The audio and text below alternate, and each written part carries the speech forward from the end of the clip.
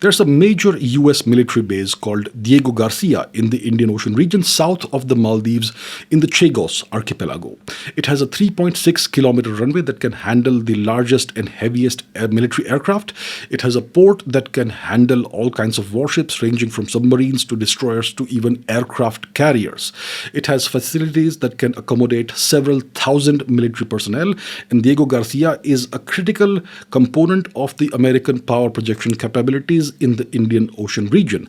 But here's the thing, this base is illegal, it's built on stolen land. Please subscribe and let's find out what this is about. This video is brought to you by my geopolitics course, Geopolitics from First Principles. If you want to understand why power projection is vital to a nation's status as a superpower, as in the case of the US, then this course is for you. The link is in the description below.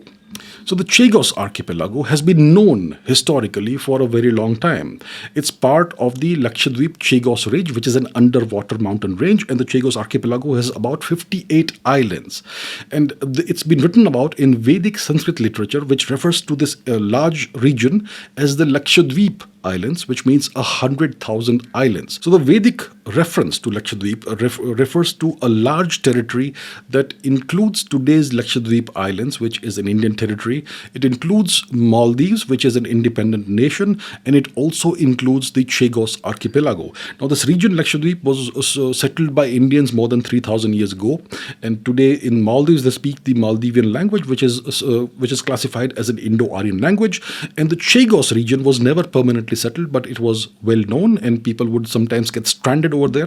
Travelers and sailors would sometimes get stranded over there, and they would eventually be rescued.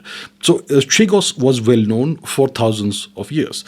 Now, in the 16th century, the Portuguese discovered this archipelago, the Chagos archipelago, and they named it Baças de Chagos. In the 17th and 18th century, the French settled the islands of Réunion and Mauritius in the southern Indian Ocean, east of Africa, and at the same time they also took control of Chagos, and they established coconut oil plantations on the Chagos archipelago. And to do this, they settled slaves taken from India as well as Africa. So the French had colonies in India. Pondicherry is an example. They had other colonies as well, and they also had colonies in Africa. So they took people forcibly from India and Africa and settled them in Chagos as slaves and made them to work in these coconut oil plantations. So a permanent population of these people was established from the 1700s onwards, and these people are called the Chagosians, the Chagosiens. They speak a Creole language, which is based in French, and it has vocabulary that is borrowed from Indian languages as well as African languages. So they are a mixed ethnic group, and they were, as all slaves are in European colonization, they were all converted to Christianity. Now, in the early 19th century, the British seized the islands of Mauritius and the islands of the Seychelles. This is around 1810, 1814, around that time. And at the same time, the British also took control of Chagos. And the British continued the system of slavery and exploitation of the natives. In 1903, the British administratively separated Chagos from the Seychelles and administratively attached it to Mauritius for administrative purposes. So from 1903 onwards, it was governed from Mauritius by the British governor of Mauritius. Now let's fast forward to the 1950s. You had the beginnings of the Cold War after 1945. In 1956, you had the Suez Crisis, which marked the end of the UK and France as major geopolitical powers. The UK ceased to be a first-rate global power. It became a second-rate or third-rate global power, and the Americans took charge of the world. It was the rise of the US. And the UK essentially became a US, we could say, a US vassal. So the Cold War was obviously marked by the rivalry between the US and the USSR, these two massive empires, superpowers, and they were contesting every part of the world. They wanted to project power everywhere. And the Americans were worried about the prospect of the USSR establishing strongholds in this region, in East Africa, in Egypt, in the Middle East, in the Indian Ocean region, in Southeast Asia as well. And so they wanted a base, a military base from which they could project power in this region. And they did not want a military base that was based in any nation, because then you would have to lease land and negotiate for that and all that, and it would be subject to that nation's goodwill. They wanted a military base that would be entirely owned by them. And so they set their eyes on the Chagos archipelago and Diego Garcia in particular. And this was owned by the UK. So the Americans pledged to waive off a large debt for submarine missiles that the UK owed them, in exchange for the UK allowing them to take over Diego Garcia. So that was a deal in the 1960s. So in 1965, the UK was beginning to plan for giving independence to Mauritius. So in 1965, the British arm-twisted Mauritius to give up Chagos as a condition for independence. And this was in direct contravention of the UN Resolution 1514, which was passed in 1960. And this resolution, 1514, specifically banned the breakup of colonies before independence. So the British flouted this UN resolution. They arm-twisted Mauritius into giving up Chagos as a condition for independence. And then the British renamed this region as the British Indian Ocean Territory. So the next year, after 1966, the British began their plans to deport the population from Chagos, because the Americans did not want a single person to be there. They wanted barren islands bereft of any population, so that they could conduct their activities in peace.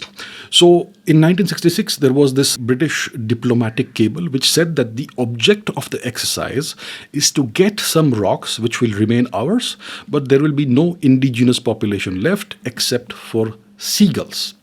That was the plan. In 1968, Mauritius gained independence, and that same year, 1968, the British began the forcible deportation of the natives of Chagos, and they started a campaign of intimidation. One of the ways to intimidate was to kill the pets of these people. So more than 1,000 dogs were rounded up, taken forcibly from their families, their owners, and they were gassed to death in a furnace with exhaust fumes.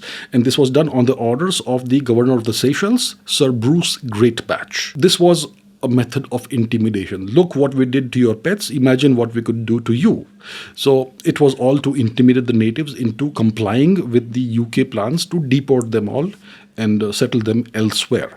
Now, in 1971, there was a major war, a war between India and Pakistan, and this happened mainly in East Pakistan, now Bangladesh. And this war started with first strikes by Pakistan, and India had to respond. And India eventually sought to liberate Bangladesh and cut Pakistan and break Pakistan in two. Now, the Americans were on the side of the Pakistanis. The Pakistanis were conducting a genocide in Bangladesh, a genocide of the native Hindus of Bangladesh mainly. And the Americans were on the side of the Pakistanis. So the Americans and the British sent aircraft carrier strike groups to the Bay of Bengal to intimidate India into not fighting this war with Pakistan and withdrawing militarily from East Pakistan. So this was a campaign of intimidation, and it would possibly have succeeded was it not for the USSR. The USSR sent a nuclear submarine fleet to the Bay of Bengal to stand off, to face off against the British and the Americans. And this is what enabled India to successfully liberate Bangladesh. This made it very clear to the Americans that they urgently needed a base in the Indian Ocean region from which they could properly project power in this overall region. So after 71, it became very urgent for them. So in 1973, there was the final forced deportation of the Chagosian people. They were all deported. Some of them were resettled in Mauritius. Some of them were expelled to Seychelles. And they have been away, kept away ever since. And it's interesting that there was a British military presence in the Maldives until 1976. So that is what has happened. Now, Fast forward to the 21st century. In 2018, Britain apologized for the shameful way in which it evicted the islanders from the Chagos archipelago. In 2019, the UN's highest court, the International Court of Justice, rejected Britain's claim of sovereignty over the Chagos Islands, and the ICJ ordered the British to hand back the Chagos Islands to Mauritius. In 2021, the United Nations International Tribunal for the Law of the Sea ruled that UK has no sovereignty over the Chagos Islands. But in 2024, the British Foreign Secretary David Cameron, who is a former Prime Minister, ruled out any resettlement of the natives in Chagos. So the UN is very clear, the International Court of Justice is very clear, and so on, that the UK has no sovereignty over these islands, and they need to withdraw from the islands and allow the population, the native population, to return. And yet the UK is flouting international law. They are not concerned. They will flout it brazenly. So Chagos is one of the final remnants of the British colonial empire. It may come as a surprise to you, but British colonialism still exists and still persists in the 21st century. And what the British did to the Chagosian people, the natives, is a crime against humanity. There was a forced displacement of the population.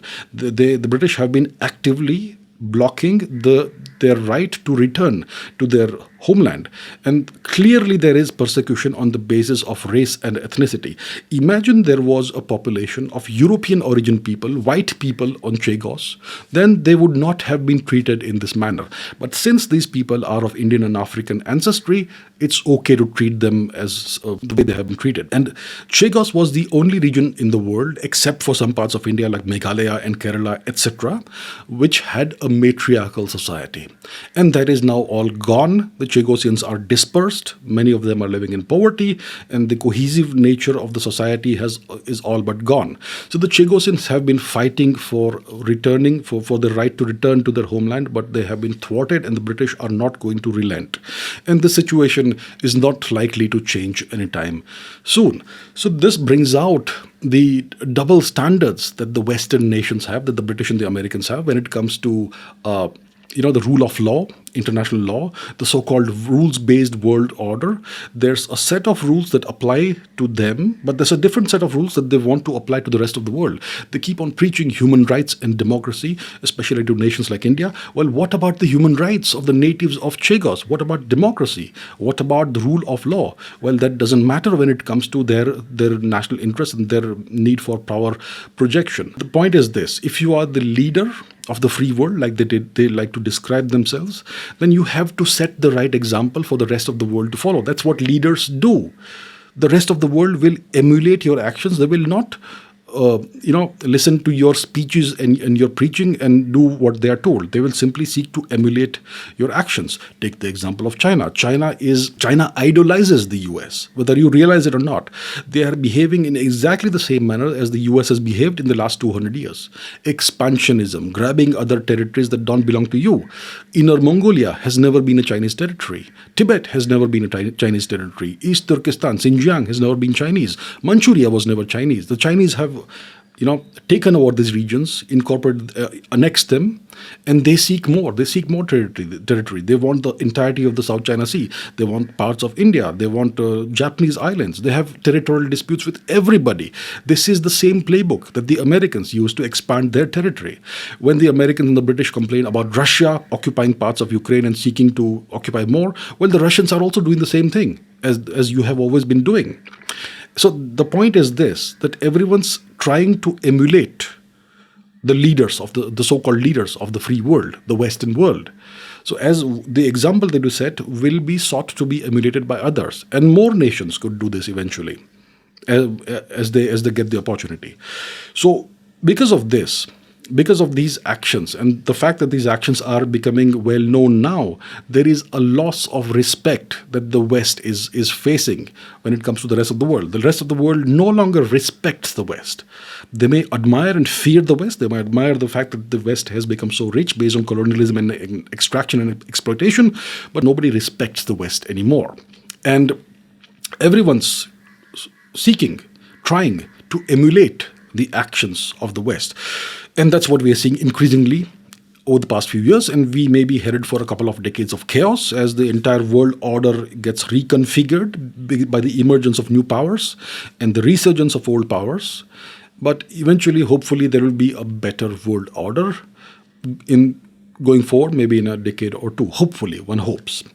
So that's all about the Chagos Islands and the continuation of British colonialism and imperialism in the 21st century. Thank you for watching, and I will see you very soon in the next video.